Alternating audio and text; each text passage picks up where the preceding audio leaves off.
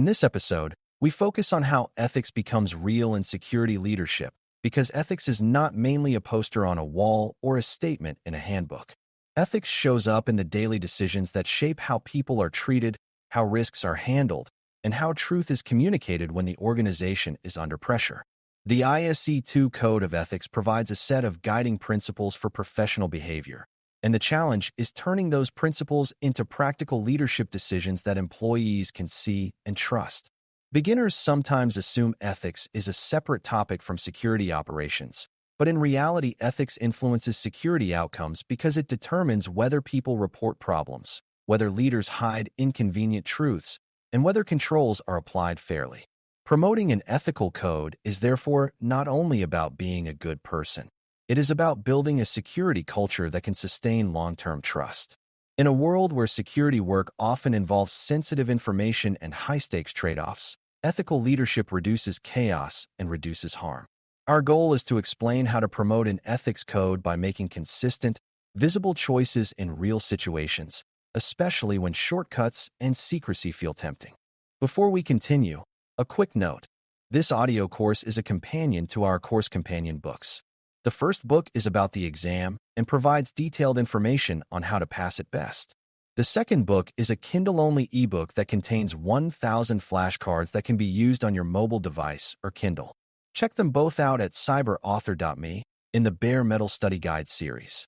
A useful starting point is to understand what it means to promote a professional code of ethics in an organization that includes many roles, many incentives, and many pressures.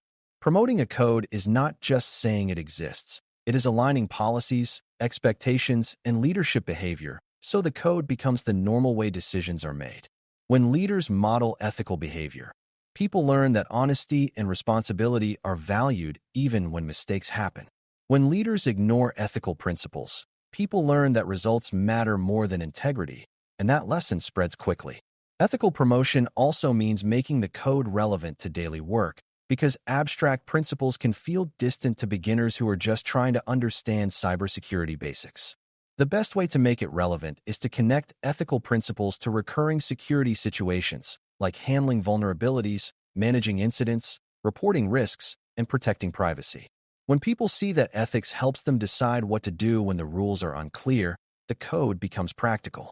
For beginners, the key idea is that ethical codes exist to guide behavior in difficult moments, not to decorate the easy moments.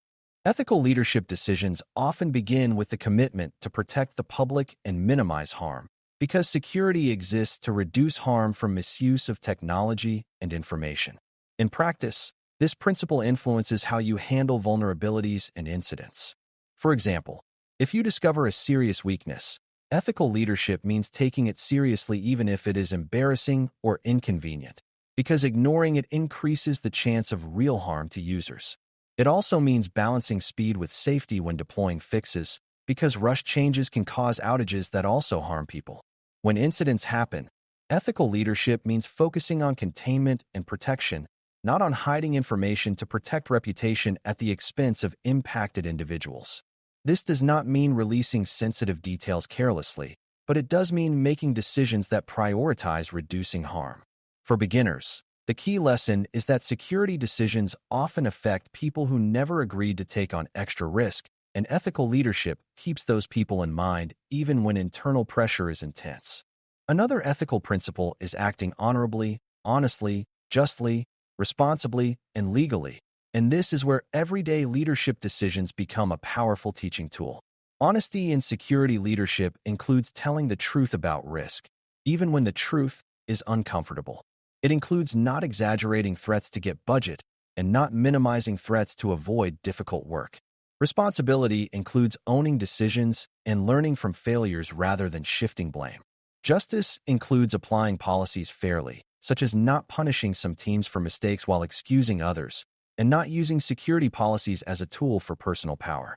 Legality includes respecting laws and regulations, but also respecting internal commitments, such as privacy promises made to customers. For beginners, a simple way to see this is that ethical leadership builds credibility, and credibility is essential in security because people must trust guidance during stressful situations. When leaders are consistent and fair, people are more likely to follow security processes and report problems early. Ethics also shows up in how leaders handle conflicts of interest, which can occur more often than beginners expect. A conflict of interest exists when a leader's personal benefit, relationships, or incentives could influence decisions in a way that is not aligned with the organization's responsibilities.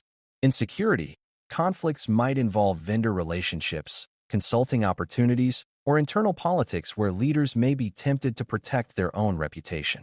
Ethical leadership means recognizing these pressures and setting boundaries, such as disclosing conflicts, recusing when appropriate, and ensuring decisions are made through transparent processes. This matters because conflicts of interest can lead to security controls being selected for the wrong reasons, such as choosing a tool because of personal relationships rather than because it reduces risk. For beginners, the important idea is that security programs must be trusted to be objective, and conflicts undermine that trust. A code of ethics provides a framework for maintaining that objectivity even when incentives pull in other directions.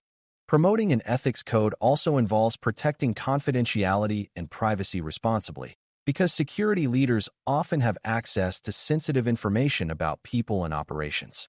Ethical decisions include limiting access to sensitive data to what is necessary, avoiding curiosity-driven access, and ensuring that monitoring is used for security purposes rather than for inappropriate surveillance. It also includes being thoughtful about what is shared during incidents, because too much disclosure can create harm, while too little can prevent people from protecting themselves.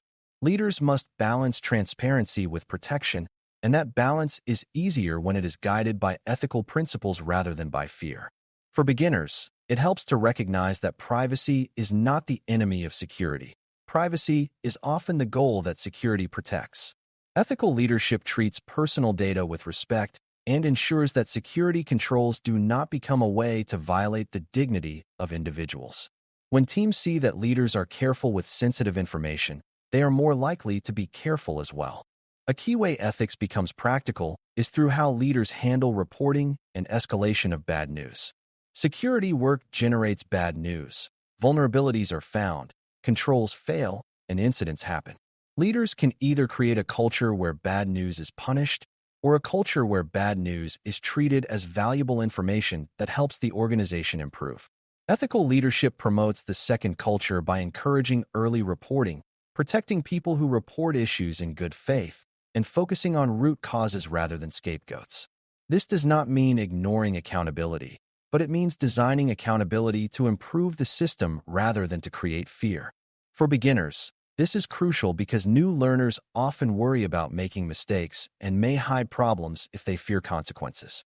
An ethical environment turns mistakes into learning opportunities and prevents small issues from becoming large incidents. The code of ethics becomes visible when leaders respond to issues with fairness, curiosity, and a commitment to improvement. Ethics also influences how leaders manage resources and priorities, because security leaders often face pressure to do more with limited time and budget. Ethical decision-making means prioritizing controls that reduce real risk rather than controls that look impressive. It means avoiding the temptation to declare success prematurely or to represent progress inaccurately. It also means being honest about what cannot be done immediately and communicating that reality to stakeholders. When leaders use resources responsibly, they protect the organization from false confidence and from security theater that creates paperwork without protection. For beginners, it helps to understand that ethical leadership includes stewardship, meaning careful management of resources for the benefit of the organization and the people it serves. Stewardship is especially important in security because resources spent on ineffective controls are resources not spent on effective protection. Ethical prioritization supports both compliance and real risk reduction.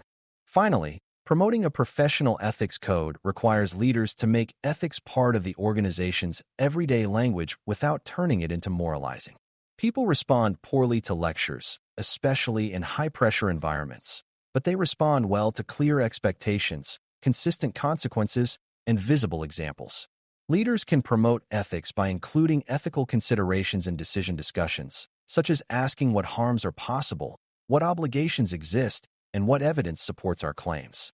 They can also promote ethics by rewarding ethical behavior. such as recognizing people who report issues early or who take responsible steps to protect users. Over time, ethics becomes part of how the organization defines professionalism. For beginners, the key idea is that ethical codes become real when they are practiced, and practicing ethics often looks like small, consistent decisions rather than dramatic heroic moments. When leaders choose honesty, fairness, and responsibility repeatedly, they teach ethics more effectively than any formal training session could. Promoting the ISC2 Code of Ethics through practical leadership decisions means turning ethical principles into visible habits that guide security work under real pressure.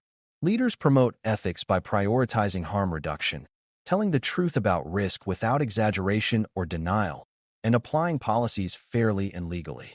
They manage conflicts of interest transparently so decisions remain objective and trusted, and they protect confidentiality and privacy as responsibilities rather than inconveniences. They build a culture where bad news is welcomed as a chance to improve, where accountability focuses on systems and learning, and where resources are used responsibly to reduce real risk. They also make ethics part of daily decision-making without turning it into a lecture, using consistent actions and clear expectations to model professional behavior. When ethics is practiced this way, it strengthens trust, improves reporting, and supports security outcomes that protect people as well as systems.